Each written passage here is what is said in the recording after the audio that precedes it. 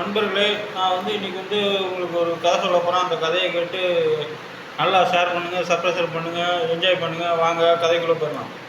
ஒரு ஊரில் ஒரு பிச்சைக்காரர் இருந்தார். அவர் என்ன பண்ணார், அன்னாடம் பிச்சை எடுத்துகிட்டு அப்படியே வாழ்ந்து வந்துட்டு இருந்தார்.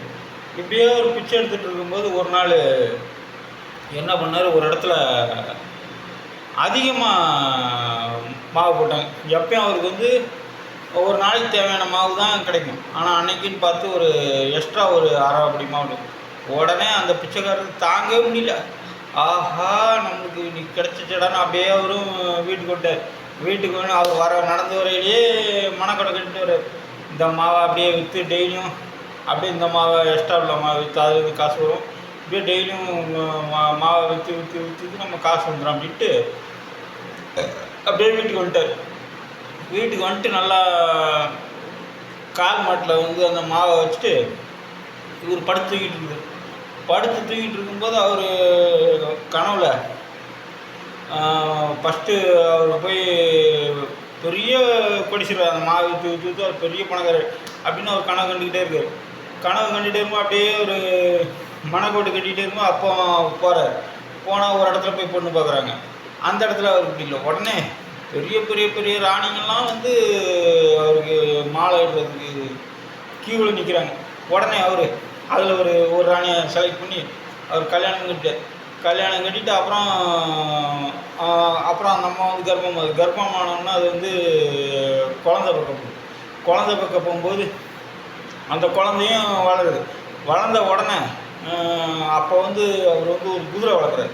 அந்த குதிரையை வளர்க்கும்போது இந்த குழந்தை என்ன பண்ணிருக்கு, அப்படியே குதிரைக்கிட்ட நடந்து போகும்போது குதிரை எட்டி உதைக்க பார்த்தது. உடனே இவர் குதிரையை ஒரே காலில் எட்டி உதச்சி டமால் உடைச்சோன்னு பார்த்தா பானை டமால் உடைச்சு போச்சு. உடனே ஆஹா, நம்ம வாங்கிட்டு வந்த அரைப்படி மாவும் இப்படி வீணாக போயிடுச்சடா அப்படின்ட்டு அவர் ரொம்ப வருத்தப்பட்டுட்டார்.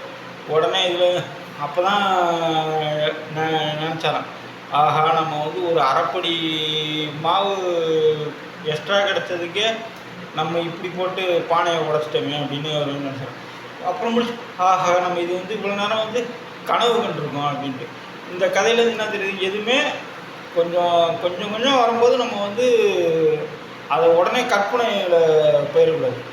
அது வரட்டும், அப்புறம் நம்ம பார்ப்போம் அப்படின்ட்டு எதையுமே யோசனை பண்ணி இதுதான் இந்த இதுதான் இந்த அர்ப்பனுக்கு வாழ்வு வந்தால் அர்த்தராத்திரில் கொடைப்பிடி விற்பாங்கன்னு பார்த்தீங்களா, அதுதான் இந்த கதையோட அர்த்தம். அரைப்படி மாவு எக்ஸ்ட்ரா கிடச்ச உடனே கனவு உலகத்தில் முடிஞ்சு கடைசியில் உள்ளமாகவும் போச்சு.